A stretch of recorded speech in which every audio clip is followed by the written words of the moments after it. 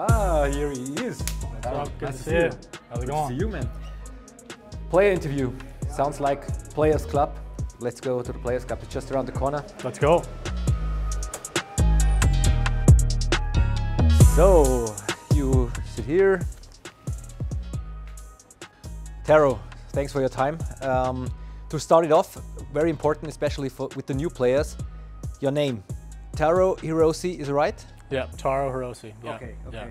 So, can you maybe explain, is there some Japanese background in there? Yeah. My dad's side is Japanese. You know, Taro means firstborn son. So, you know, I have a younger brother, just the two of us. So I think, you know, they wanted to have a more Japanese centered name, and then, you know, my middle name's normal. So if I didn't like my first name, I was able to go with something else too. You're here in Munich now for a few weeks. Let us know how you're doing. It's been good. Yeah, it's been really good so far. You know, obviously the new facility is unbelievable, and you know, the guys are really good, and then the city's been pretty cool so far. I've been able to, you know, explore downtown a little bit and go shopping a couple times and just walk around and kind of sightsee. So that's been really cool, and you know, just hoping to keep expanding and seeing more around the city. Cool. Let's start with the very beginnings. Like, can you tell us where you grew up and how you got into hockey? Yeah, so I was actually born in Winnipeg, Manitoba, and then my parents moved when I was really young, around 2 or 3, and then to Calgary, and that's where I started my hockey journey. Started skating and rollerblading, things like that, around, you know, 3 and 4. Wasn't really the best player when I was growing up. Started out, you know, on the higher teams and had to work my way up to the better teams, but, you know, was able to do that, and then played you know, all my minor hockey and all my you know, other hockey other than that in Calgary, and then, you know, was able to play junior in British Columbia. And then from there I was fortunate enough to go to college in Michigan State, which you spent 3 years there, which was really awesome and a really great experience for me. Did you always concentrate on hockey, or did you follow any other sports as well? I played like a little bit of soccer, and that was probably it. I think for the most part, organized sports, hockey was definitely my main focus. You know, I definitely during school hours and stuff like that, we would play, you know, kickball, baseball, and things like that. But for the most part, all my time went towards hockey. If I'm right, you didn't get drafted by the NHL, but you still made it to the NHL.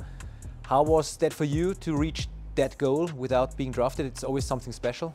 Yeah, I mean, I honestly didn't really have the NHL set in my sights when I was you know, kind of going through the whole process of junior and college, and you know, was able to put myself in that position after going through college. So, I mean, I think, you know, it's a great accomplishment and something, you know, I take pride in, that, you know, not being drafted and being able to still make it to the NHL and through to the AHL as well. What do you think was at the end that it not completely worked out with the NHL? Was there any reasons, or?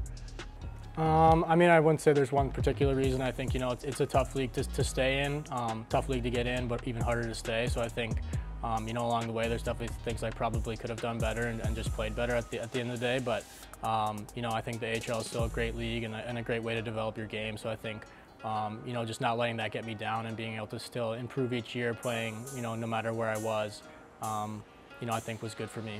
Your last season in the AHL with the Griffins, you had 36 points in 54 games. Like, that's a really good stats.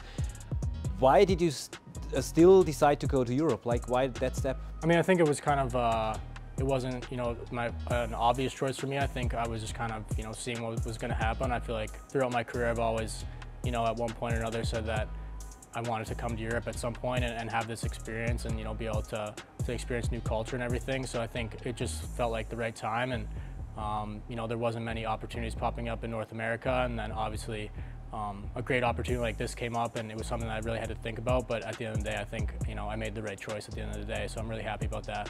So the package around Munich and Red Bull Munich was the most attractive? Yeah, I mean, I think so. I think, you know, when you talk to anybody, I think, you know, I didn't hear any bad things about the city. So I think, you know, that's the first thing, is you want to be able to live in a place that, you know, has everything you need and is a, you know, enjoyable place to live. So I think that was the first thing. And then, you know, obviously heard nothing but good things about, you know, Winky and all the coaches and all the players. So I think, you know, that you know, that's the second step, is you want to feel comfortable when you come to the rink. Can you maybe explain what it means to a player when you decide to make the step over to Europe. Are you scared? Are you excited? Are you nervous? Like, what are the feelings that you go through? I think it's a lot of nerves, it's a lot of excitement. I think, you know, there's just like with anything, there's a lot of unknown, I think, coming over. And you know, when you step in a new locker room, no matter where it is, you know, you're trying to make friends, you're trying to, you know, read the guys and see how you're going to fit in with everybody. So I think, you know, that part always is scary, but I mean, everybody here has been unbelievable, and you know, for most locker rooms, I think guys make it pretty easy to welcome new guys in and make sure that they feel comfortable. And then, you know, I think from there, everyone's going to do a lot better when they're comfortable. So that's where it starts.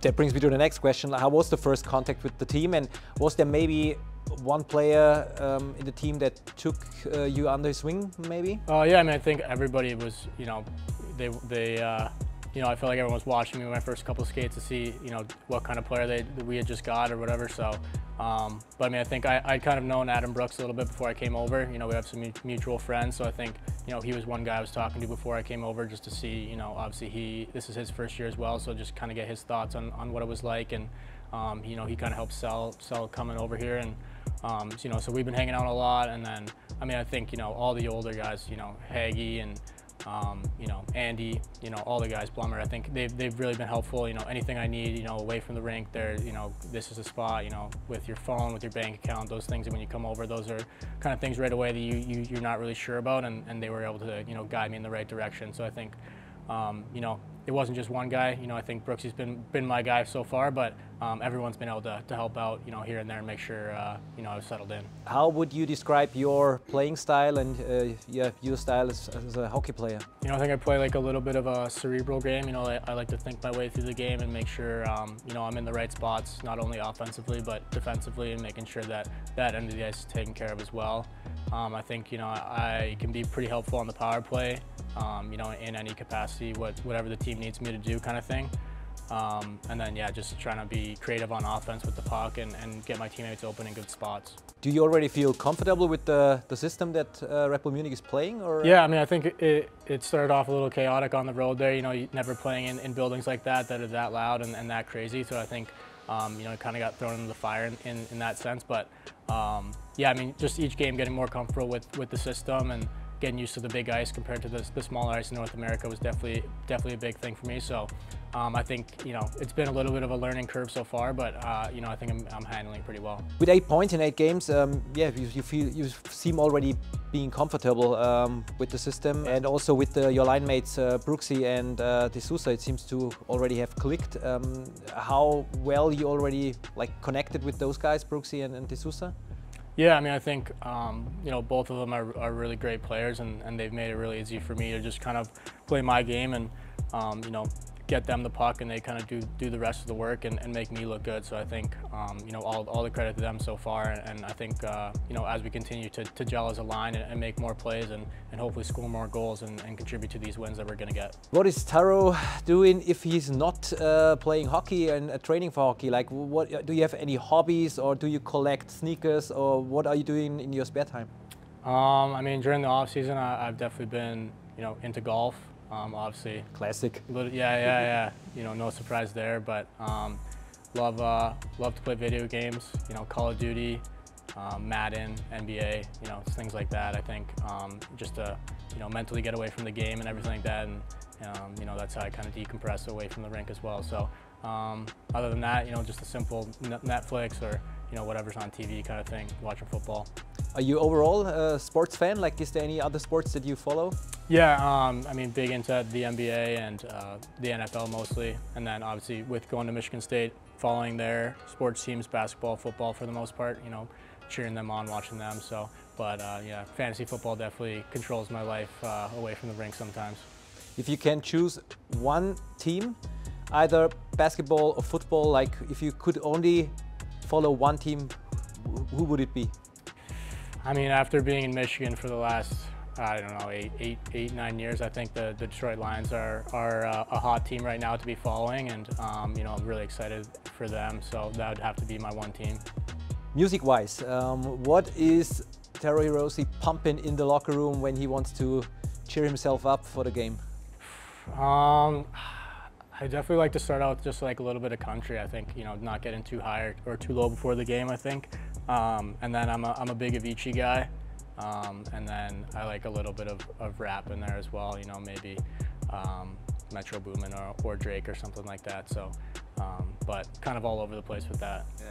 Any other crazy maybe things that you're doing, like, I don't know, as I said, collecting something? Do you maybe collect your old jerseys, or do you collect anything sports-wise from yourself? I mean, I don't think so. I mean, my dad definitely likes to have a jersey or two from each team I've played on, and definitely likes to collect all the hockey cards that I've been able to be on and things like that. So I think anytime, you know, I can get one of those for him, I think I'll grab it. But you know, nothing too crazy or too weird, you know, so far. So we'll see. Maybe Munich will change me a little bit, but we'll see. Did you have any idols growing up in playing hockey? Yeah, I mean, growing up in Calgary, I was definitely more of a Flames fan. And I mean, Jerome McGinn, during those years that they were making the cup runs in 04 and stuff like that, he could do it all. You know, he could fight, he could score, he could make plays. So I think that was definitely my guy growing up, and you know, the guy I looked up to when I was a kid. If you would have the chance to go for dinner with one person, dead or alive, who would it be? Wow, that's a tough question. I think I would have to go with Steph Curry. You know, he's kind of my favorite basketball player right now. So yeah, he'd be one of my guys. Okay. Maybe give us a little resume about your first weeks in Munich. How happy are you on a scale from 1 to 10? 1 to 10. First week, I mean, it was a lot of sleep, a lot of jet lag. Probably start off with like a soft 7 maybe, and then, you know, since then it's definitely been up there in the 8s, 9s, and 10s. I think, you know, each day has been really good so far at the rink, and kind of finding that routine of you know, how to drive to the rink, you know, what route I'm taking, everything like that, and finding my routine is definitely been a big thing for me. And now that I've got that, you know, I think you know, definitely happier every day. Are your family coming over maybe to visit Munich, or have they already been here? Yeah, I think they're gonna make the trip around the end of November for you know, 2 to 3 weeks or whatever their plan is. So you know, looking forward for that. And you know, I've heard the Christmas markets are something that I definitely need to see. So I'm happy that they'll hopefully be there around that time as well. Final question: you're still in the perfect hockey age, like you're still a young guy. Are you more a person that takes it day by day, or maybe season by season, or do you have like more concrete special goals that you still want to achieve in sports, or also your private life?